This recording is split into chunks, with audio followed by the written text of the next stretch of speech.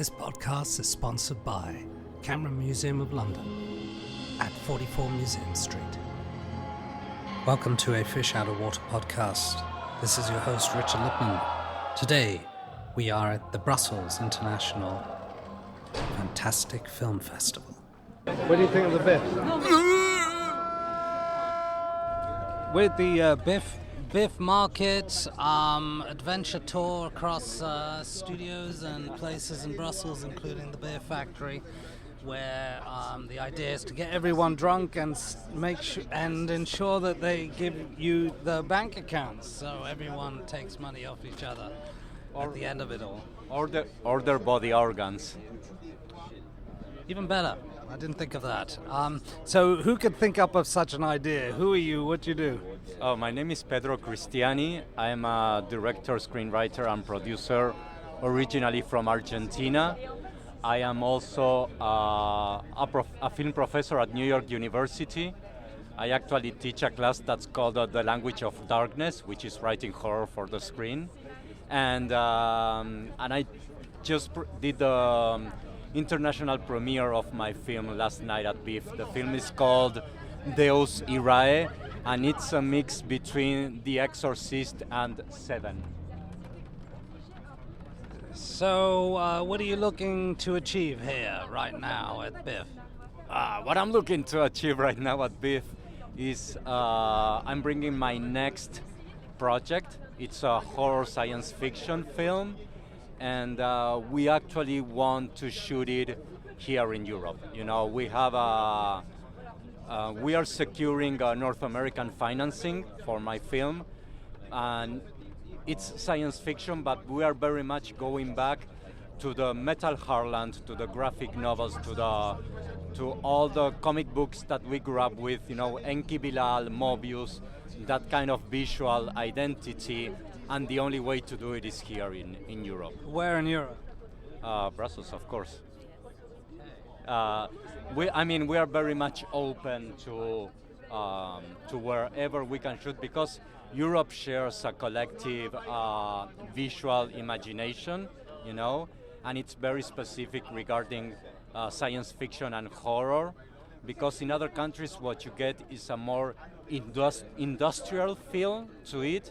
And here is more like a craft, you know. Here it feels, here everything visual has a deeper meaning and a different kind of depth. So we want to bring that to a horror science fiction story that takes place in a confined spaceship. Do you write your projects? How do you write your projects? How do you write your stories and films? I started as a screenwriter, so I'm very much used to writing my own projects.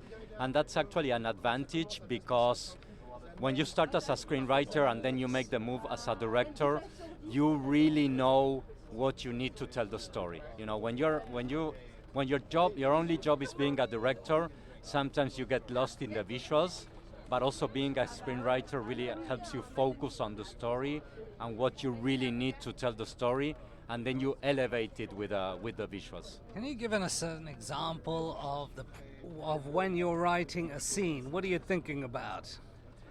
Regarding genre, you know, when I'm writing a scene, I'm trying to be as much disturbing as I can with myself, because if you're scared of what you are writing, you will fuck the audience up, and that's the idea. Because if you're exposing yourself, if you're being scared, if you're being, you know, vulnerable, if you're being disturbed by what you're writing, then you're being honest.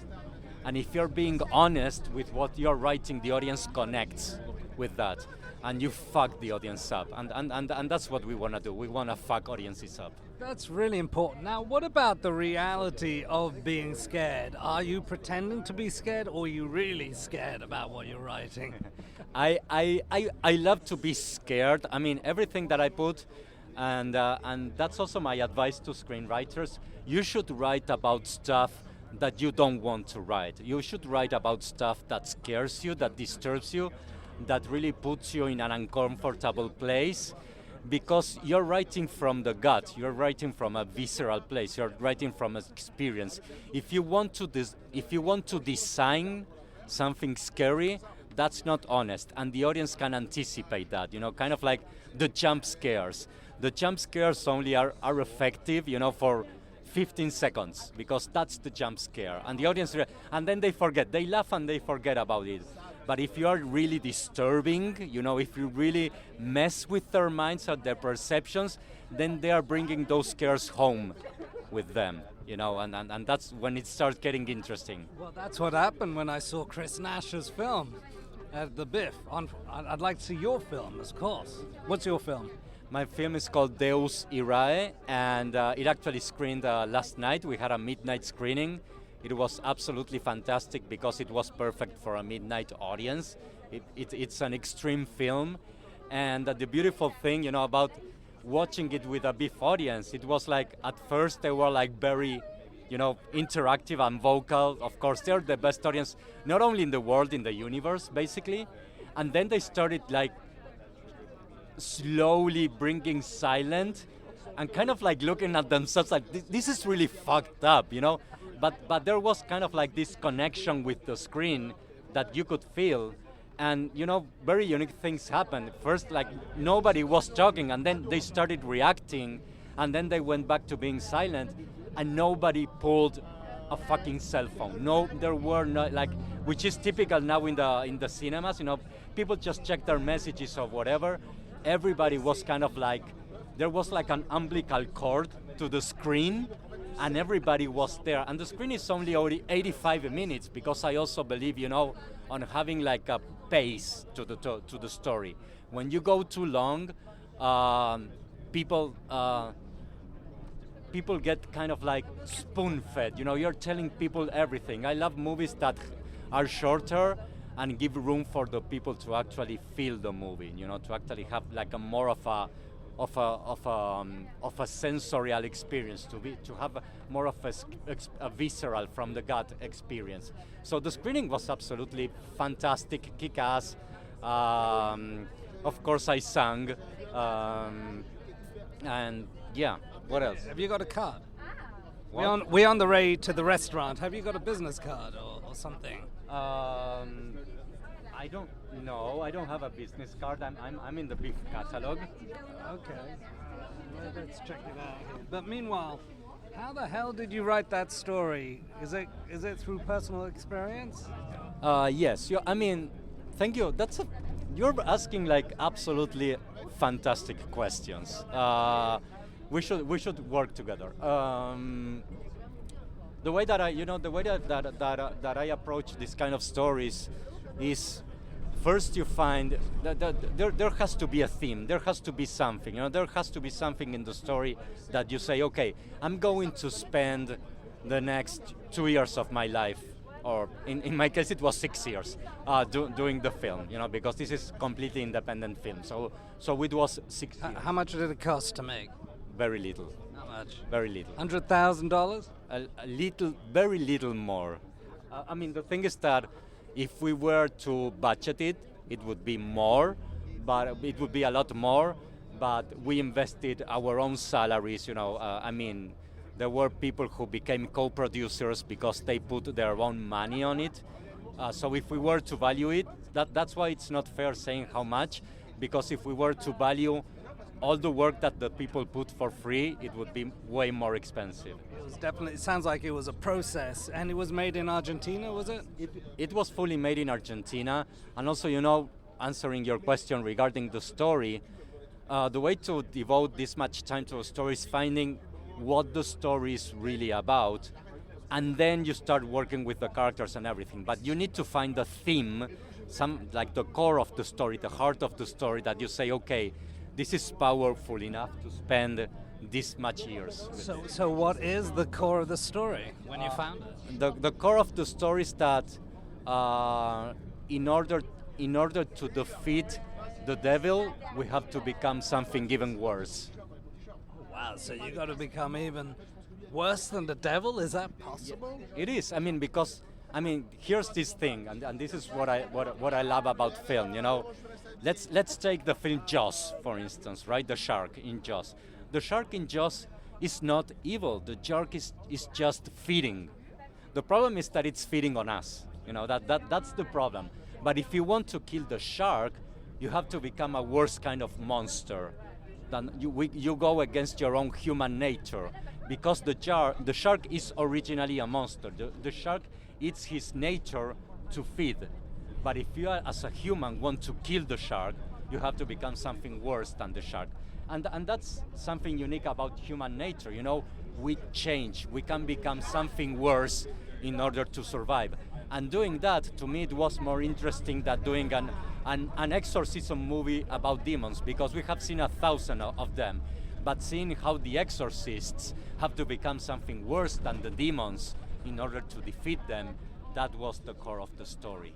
We're going to come back to that, but meanwhile, what if there was some footage of extraterrestrial or sort of unusual phenomenon that is real? Would you incorporate reality with fiction? Yes, absolutely. I think reality, there are so many times that you have to cheat reality, because reality is more fucked up than fiction. You know, there are so many cases. But yeah, I think that you always have to start from reality. You always have to incorporate reality, because then it makes it more grounded and people get more connected with the source material. If you start from even if you're in a fantasy world, the way that movies that are in a fantasy world work is because they find this grounded connection with the audience. So incorporating elements from reality into the fantastic or into the horror is the best way to tell a story. We all know that, okay, Alfred Hitchcock said that the script is 99% of the film. I don't entirely agree with that, because if you got bad actors, the film can never be good. So tell me, what was it like finding cast and people to work on the film to be these characters or monsters? I mean, the cast is absolutely fantastic. I really looked for actors maybe that were not that well known. I mean, I didn't look for stars. I looked for the best actors that would connect with the material. How? I mean, actually, it was within actors. You know, I found an actor that we really connected with the main character. And how did you find him? I found her through my DP, from my director of photography. The interesting thing is that originally I had another actor that I really wanted to work with him, you know, but he was kind of like being an asshole. He was kind of like being a star. So I was like, what is being a star? What is being a star? Putting his ego before the work. Oh, so he was playing himself rather than he was playing himself, and you know when someone is being lazy about acting, you know, because actors have, I mean, we all do. We all have our zones of comfort, which is, you know, when things start getting wrong, you can always go there, you know, and it's like an interview, you know. You're safe if you know that you have these 3 or 4 questions, you know, the interview will always work. But when the interview starts getting interesting, it's like, you know, hopefully like this one, is when you start going out of your comfort zone and exploring other questions that give you unpredictable answers. And that happens with actors too, you know. And this particular actor wouldn't go out of his comfort zone, you know, because he was kind of like repeating himself, like you mentioned, playing himself. Give me an example, one specific example. One specific example is that he would have a scene with another actor. The other actor would give him like lots of options when they had a dialogue, and the main actor, the one that didn't end up working, he would always give the same answer. You know, it's kind of like one actor would give him like different tones. So let's take the dialogue this way. Let's take the dialogue this way. Let's try it this way. And the other actor would only go one way. He wouldn't play along. And that's something that you immediately catch up. I see. So you need to kind of play with the other actor in order to make it real. Yes, I mean, and one thing that I love to do with actors is like, I love to rehearse with actors individually, you know, because that way, when they get together, they don't know what the other actor has been working on, and it's always a surprise. And having that surprise while you are shooting always gives you like a better response. That sounds like the Blair Witch Project idea. The other actors don't really know. They don't really know, yeah. How to react. Yeah, but the thing is that here they do have the script. They have the whole They don't script. know the tone. They don't know how the other actor is approaching the scene. So it's you're always playing, you know. And the challenging thing about a film is that you get to shoot a film once, and that film has to be rich enough to stay fresh during the years. It's very different from theater, where every night is a different performance, and that performance evolves.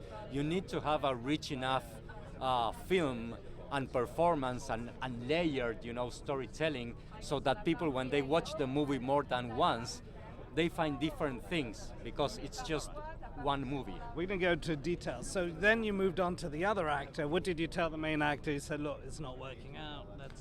It was like a mutual thing, because he also felt that I wanted to take him place he didn't want to go.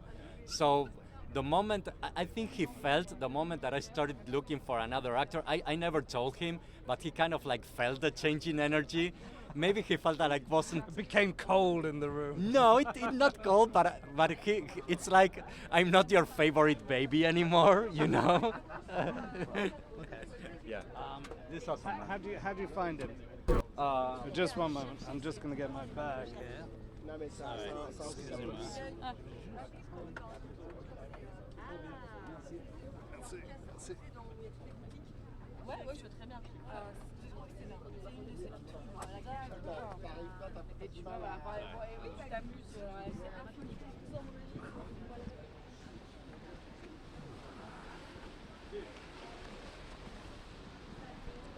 Well, there we are again. It's raining in Brussels. Yeah. We're going to the restaurant, and they're going to pay us a very expensive meal, courtesy of the BIFF, which is very nice of them. Yeah, they're just trying to get us drunk, so they can keep all our projects and sell them. It's gonna work. You found the other actor. How do you know whether he was the one? It's like love at first sight. There's, that when you're going to collaborate with someone, it's like when you start talking with someone and you know that you're going to become friends. It's like this gut feeling, this visceral feeling that you cannot explain, and it was like that. I met him. I have to say, we're gonna continue. That happened to me, but then everything went wrong afterwards. Well, but it's like life. You have to take risks. It's like, yeah, of course, and then you get your heart broken. But you have to. You have to take that risk. I mean, the beautiful thing with this actor is like, I sent him the script, and then we got together, and all the references that he brought for his characters were the same that I already had, and I had never shared that with him. So he saw the character and he saw the influences of the movie in the same way, and it's kind of like it's like we knew each other, like for years, and that made it so much easier, because through him I also casted some characters, and then I had the help actually of the most important casting director in Argentina. She did the casting for Society of the Snow, and she loves the project, so she gave me her catalog. She opened up her catalog of actors, and they all love the film. I truly respect rehearsing, so we actually spent a whole month rehearsing. Right. And how do you rehearse? One of the things that I love doing is I create playlists for the actors. I create music for each character. So when they read the script, they have their own soundtrack. So each scene has a different song, and that gives them pacing, that gives them a texture, that gives them like an emotional trigger to work with. Okay, within the context of the film, can you give us one scene with one specific playlist that you had in mind for the main actor? There's a lot of detail. There were like a lot of them. For the female character, we went from Garbage to... Which song in Garbage?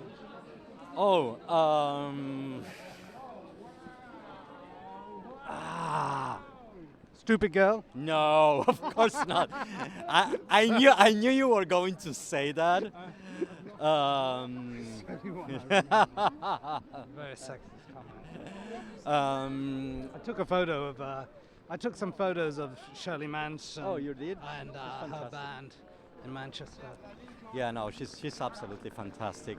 But the idea, with actors and playlists is also, again, you know, like giving them conflicting playlists for the same scene.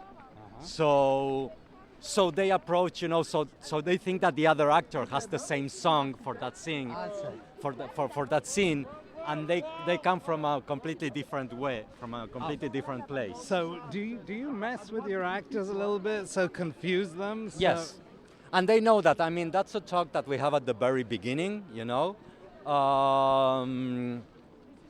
that this is a safe space that we are working in.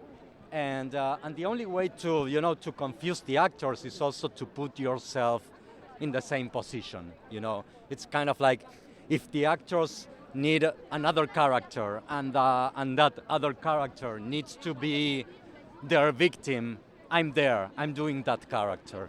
You know, I want the actors also to manipulate me, you know, to be rough, it sounds like a kind of like kinky, but and it is, you know, because there's also like a certain seduction between a director and their actors, and we play that game, you know. I let them be violent with me. I let them kind of like exercise all their demons with me, and that also creates, you know, like a more honest connection. Because if not, you're just like an orchestra director, and they're just the instruments, and you have to be another instrument there. Interesting. Can you give us an example of how you were an instrument on a scene Oh. in the film? Well, we have. I mean, this is a movie about exorcists who have to become something worse than the devil in order to defeat him. So I literally played someone that they were exorcising. And that was completely improvised. Oh, you were actually in the film. No. During rehearsals. Ah, okay. During rehearsals. And because during rehearsals, they can be even more violent. Because they have to test their limits. So they ended up bashing me against the wall, you know, and I ended up all with bruises and everything. But that was necessary, you know. But what did you do in the real scene? Were you, when you know, during the actual filming, were you also being bashed? I mean, that didn't end up. You want me to carry that? It's okay. That scene didn't end up in the film.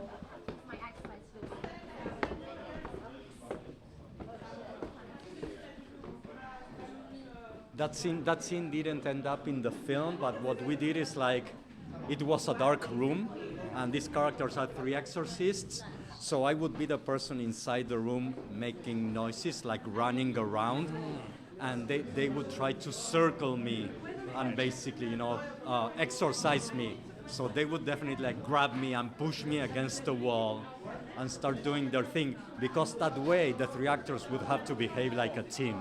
You know, so who's going to open the door, who's going to stay at the door, who's going to be around the room to know the surroundings, who's going to attack the person. And that dynamic between the actors happened with me being the person that they had to chase or to exorcise in that dark room. Right, very interesting.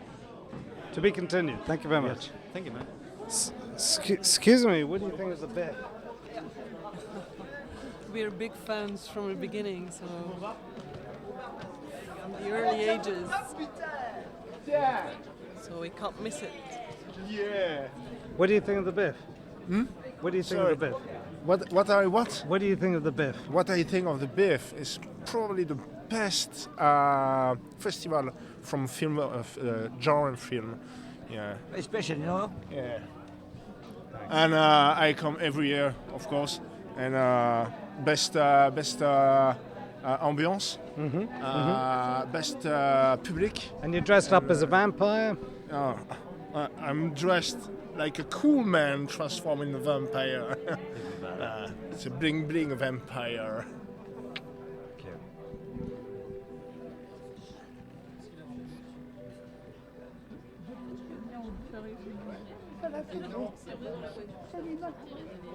What do you think of the BIFF? Sorry? What do you think of the BIFF? Best festival in the world. Yeah, of course. Why? Because, Best public, yeah, best ambience.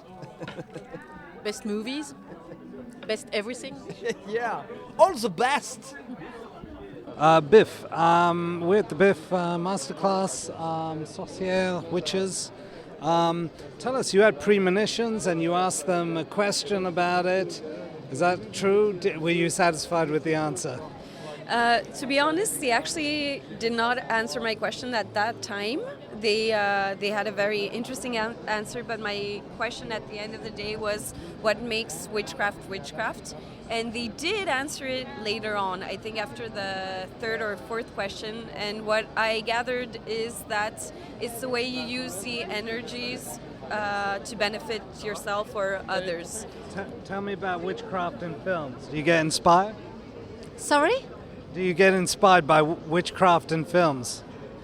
No, not so much, because I'm in my family we already have witches, so it's not in the movies for me. So are you changing reality in that case? I'm?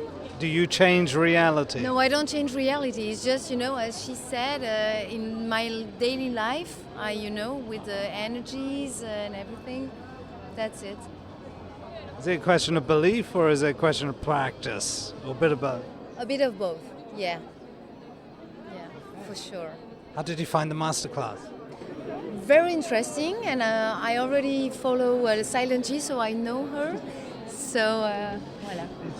And you? I found it super interesting, especially what I commented before. I think that witchcraft is just another practice to life, where it's about finding harmony and inner peace and peace with nature and everything around you. But it was, it was very interesting, especially to see that even though their practices are completely different, they find some similarities, but also to see the specificity depending on the individual, stuff like that.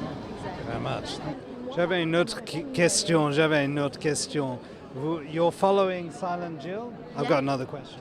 Is she the most famous in the world, or? No, I don't think so. It's just for a few months, and it was, I think, with Instagram, because before that I didn't knew her, so it was really new for me. But what does she talk about on the Instagram? Ghosts, energy. You see ghosts? No, I don't see. My mother sees, but I'm more of a dreamer. What do you mean by that? I can see dead people in my dreams, or see people that are stuck in between worlds, and see, okay, this one is stuck, you need to do something for her. It was with my grandmother, for example. What, at night? She was stuck. Is this a waking dream or a sleeping No, dream? at night, I was through, like in a hotel, in a corridor, and I was seeing paintings, and I saw my grandmother, but who passed away years ago. And I was in the house, and I was saying in my dream, "What are you doing here? You must be, upset." And she said, "No, I must be here. I must protect you and everybody in the family." I said, "No. Now you have to go up. We can, take care of ourselves." And I said this to my uncle. He asked someone to come, and indeed she was stuck in between worlds, and then they could make her up after that. How did they do that? I don't know, I wasn't there at that time because I had to travel back to Belgium. I was in Portugal. I'm half Portuguese, so yeah. Is there superstition in Portugal? Not so much, but it's a link between, you have a link with Brazil, and it's much in this kind They went to Brazil hundreds of years ago, right?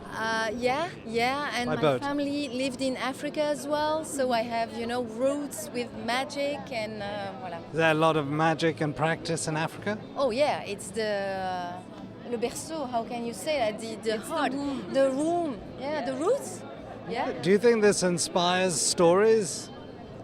Have you seen any films here inspired by this?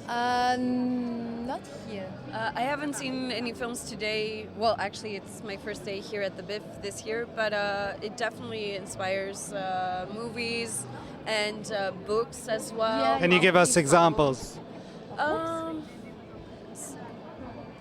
Well, they spoke about some films that I'm really I want to see because they seem very interesting. The Eve's Bayou, but I can think of modern days inspirations such as in American Horror Story, the convent one and stuff like that, which takes a lot of different sorts of witchcraft because you have the hoodoo, you have the more like European witchcraft and stuff like that. You said you were Greek origin, is that correct? Yes, I am Greek. Well, we have lots of stories from the antiquities, right? Yes, the antiquities, but even technically, I guess you can still say nowadays because people still believe in the mati and xixorkismos, which is so the mati, the eye that protects you, but someone can put the bad eye on you. And my grandmother, from the side of my mother, who is very Christian Orthodox, but she still did the xixorkismos, so the little ritual if someone sends you like the bad eye. Can you show us the ritual? I actually, I just know that there's the symbol of the cross multiple times, but she used to whisper something that she promised she would tell us, but unfortunately she never did. Yes, she passed away in '94, so she had a lot of time to tell us, but she never did. Oh. But did she ever whisper that when you were there? Yes, actually she did. My mom told me that once I was very small. I was apparently not feeling well, and they didn't know what to do. And my grandmother was, I'll take care of it. And yeah, after 20 minutes, I felt better. It might be a coincidence, or she might have had an effect. But yes, she used to do that, and also before we left from Greece during the summer, she would always give us her blessing with the sign of the cross 3 times. Tell me, what about society? Do you think is it more tolerant towards this? Do you ever talk to it with friends or people, or is it very private? No, before it was private, but I don't think so now. I talk with my boyfriend, with friends, very openly now. It's like a discussion. What do you believe in? Or I'm not so sure of that. I think there's a renewal of generally anything that is spiritual, and people also use old techniques, newer techniques, and generally it's less taboo. Let's be honest. Maybe as a male thing, would you really think, okay, I'll do this, but I want to gain something out of it? Is it possible to gain monetary value from this practice? Maybe, but I think Can you be rich? Can you live longer? Rich, yeah. You always have people that can be rich saying lies, or doing monetary. Yeah. Like if you use witchcraft, are you gonna get money or okay? Like that. Won the lottery. Yeah. No. Get the lottery. I don't think so. No, I think that. Well, for my personal opinion, I think that the benefit is probably more internal and psychophysical. So I don't think you can get rich by doing a little ritual or something. Are we connecting this with paganism? Is this connected as well? Is it the same thing? Really. For me, paganism is just another practice in another form. So. Yes, as they said, if you take it historically, you go way back to shamanism, and then paganism was just in another sort of vibe later on. So I think basically everything, all type of practices are connected. So yeah, paganism is just another form of probably witchcraft. So if you could make a film about witches, what would it be? Oh, honestly. Oh God, I think it would be amazing if you could see a different types of witchcraft through different eras. And so you follow one person and the same generation, but that moves around different continents. And so you get a sense of what happens in the Americas, what happens in Europe, what happens in Asia, maybe not in that chronological order. There's that American Gods, right? The series and the books. Oh, I haven't seen it yet. Yeah, so it's connected. Yeah. Okay. The lady there looks a little bit like one of the characters, but she wasn't necessarily. I mean, she practiced witchcraft from Africa, etc. I won't say much more. It's also the author is British. I can't remember his name, but I haven't seen it, but I'll Very look good. it up. Neil Gaiman. Neil Gaiman is the author. Okay, I heard Neil Yeah. Diamond, like the musician. I was like, what? No, he's the author. He's the author, right? And he does all of these. All of these people have powers from different continents and around the world, and they're all connected, and they get I know, together but this, for various my idea reasons. is like through different epochs in history, sort of like yeah, the well, red it does. violin, It does. you know? It does go through Yeah? different Okay, epochs. cool. Yeah, I'm so gonna check it out. modern. I think to the past, to the future. It's more modern based, but it feels, Yeah. you know, some of the stuff that happens is That's, based in the past. Yeah. What about a documentary? I don't think I've seen any documentaries on modern day or old witchcraft, to be honest. I But guess if there you was have seen- something to make, Uh, what do you want to see? I would want to see current practices across different countries. I'm a social and cultural psychologist, so I always find it interesting to see differences in different cultures, and to also see what people consider of their practices more like rituals or superstitions, and what they actually do believe in, and what is more like a custom, you know, like, oh, you do that because that's how Okay. we've always done It's it. a bit like anthropology. Yeah, exactly. And Exactly. but is there a budget for that? I'd be happy to do that. And do you think only a woman can do certain, or does it need to be? No, I think Because I everyone don't is think so. it's gendered. Honestly, no, I don't think so. But yeah, it probably would be interesting to have a team of well, several people, different backgrounds, etc. You need the support. Yeah. Support. What do you do? Where are you based? I'm based in Brussels. I'm a researcher in social psychology. I'm looking for a job right now. I just finished my PhD 2 months ago. Yeah. You will find it. They're looking for a psychologist, no? Yes, but I'm a researcher, so it's different. Well, you want to be academic or more? I'd love to, but I know there are not a lot of yes, positions. yes. But no, I just want to do research, either with migrants, because that was a subject of my PhD, okay. or anything that has to do with the environment, climate change, and sustainability and stuff like that. So we'll see. Fingers crossed. Thank you very much. Let's go. Je sais pas, tu veux pas les voir? No, it's not bad. Were you on Instagram or Facebook? It'd be good to connect. Yeah, I'm on.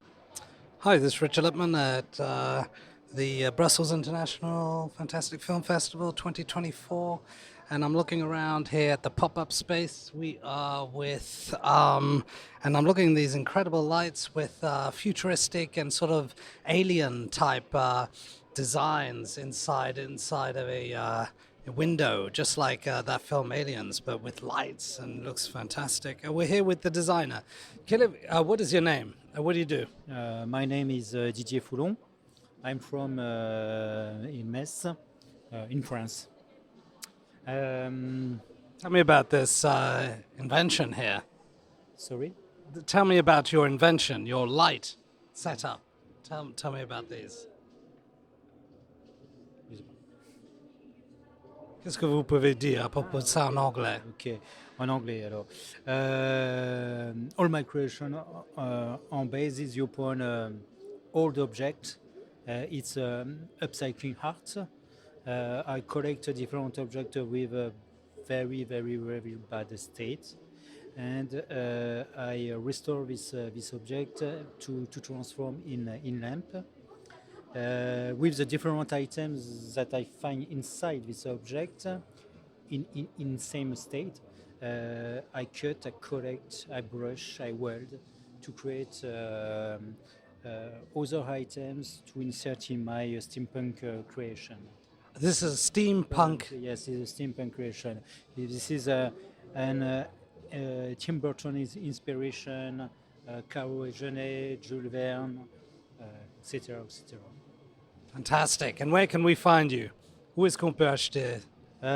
In the website, in my website, the name of my website is Un Second Temps in French, one SACONTAMPS.com.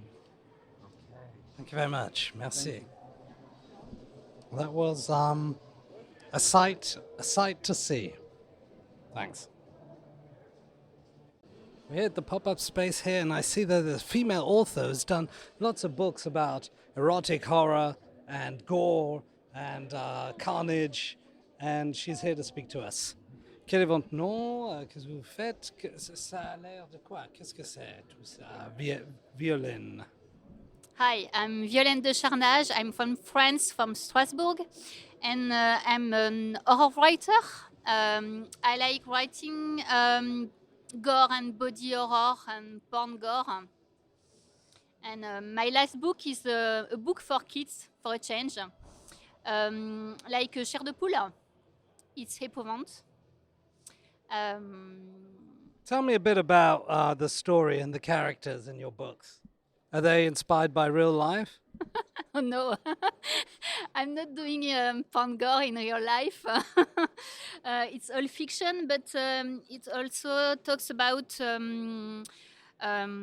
society issues like the right of abortion, the violence on women, on animals.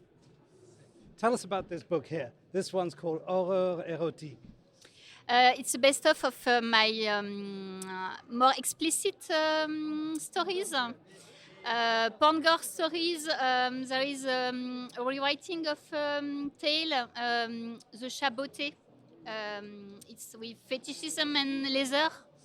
Another story is called Putride Saint-Valentin. It's about necrophilia and romanticism. I've written revisit of La Mouche of Cronenberg with a porno actor that injects ADN to get better ADN of fly, and it doesn't go very well. And tell us here, what's this? La Villonologie? This one here? It's my first book of short stories. When I started to write, I wrote one story per month. And it depended of my feelings, the film I've seen. It depends. Has your books been made into films? And how do you write? What, you sit in a room and write, or how does that happen? I work a lot to get ideas, and when the film is made in my mind, I can write. Only at this time. Has your books been made into films or shorts? Not yet, but maybe at BIFFF 2024. Is it published? Who's it published by? How would we find it? It depends. I'm published in traditional edition, and I'm also independent writer. I have a website, violainedecharnage.com. violainedecharnage.com. Okay, thank you very much. We're here with, what's your name? Oscar Spinelli. And are you a producer in Italy? Yeah, producer of Dead House Pictures. We were just talking about actors. They are still walking around, but people really don't like, let's say, in the way. Actually, personally, the way he acts, Kevin Spacey, I really like him. But there's an issue about his habits, about his behaviors. And actually, he's working in Italy for a movie with a former porn star. And we don't really know about the story, if he's doing cameo or he's the lead character, we don't know yet, but it's a funny thing. Like, so. Are there lots of porn stars that act in mainstream films in Italy? Well, every decade we used to have porn stars making movies, even if it were not like porn movies, but they did like comedy movies mainly. I think this is the case. And actually on Netflix, there's the story of Rocco Siffredi, for example, in a series. It's very popular in Italy. Actually, it's becoming popular worldwide. So I think it's interesting. Yeah, I noticed that on some of the internet tubes or porn tubes that his videos are no longer available. Was there some scandal recently? I haven't heard anything about. Probably because he wants to clean himself and want to become a producer of his series or whatever. He wants to clean the background. I don't know. So, okay. To be continued. Thanks very much.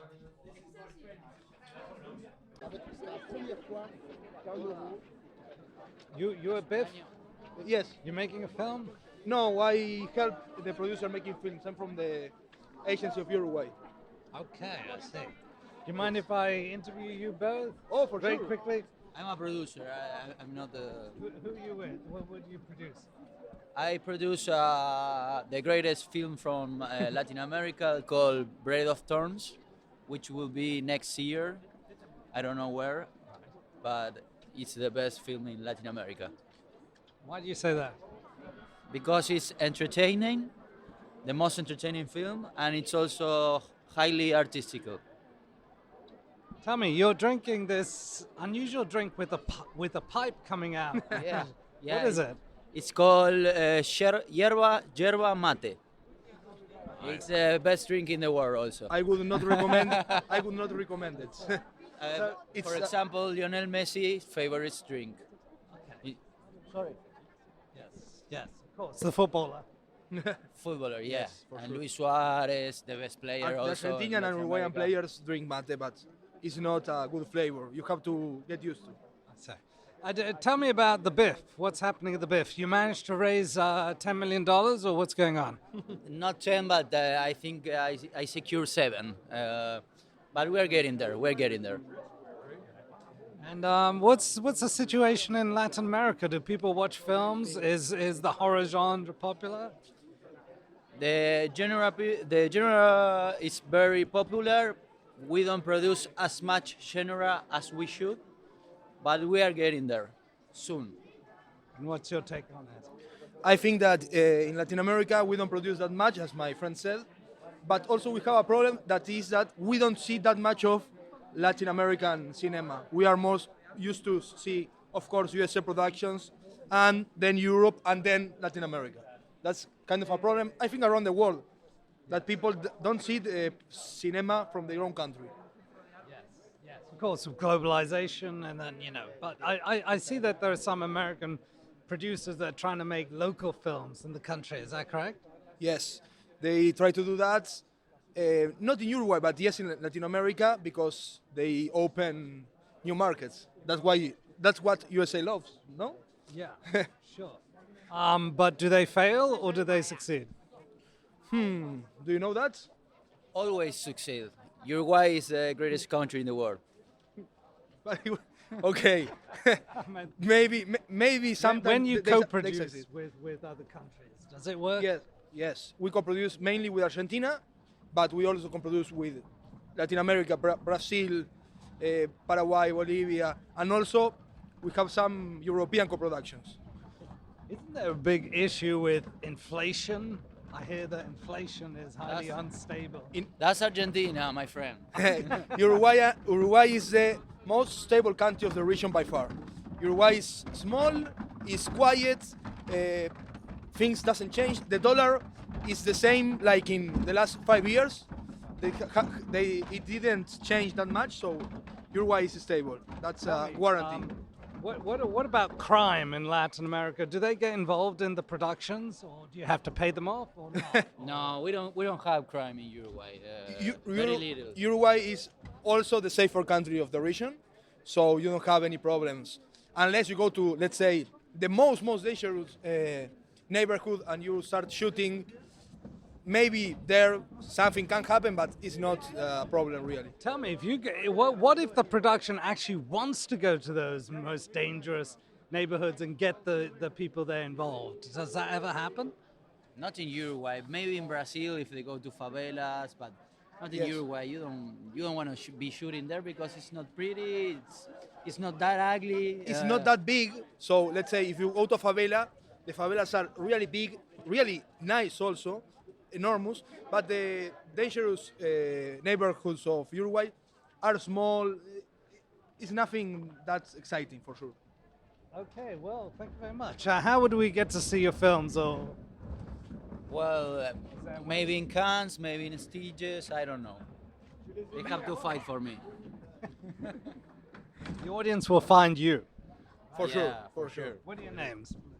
Juan Martín Alonso. Adam Schwartz. Thank you. Thank you very much. Speak English? Amélie. Amelie. My friend. Yes. How's the blood face head? What is that? It's scar. It's a scar. It's going to be very bloody. This podcast is sponsored by Camera Museum of London at 44 Museum Street.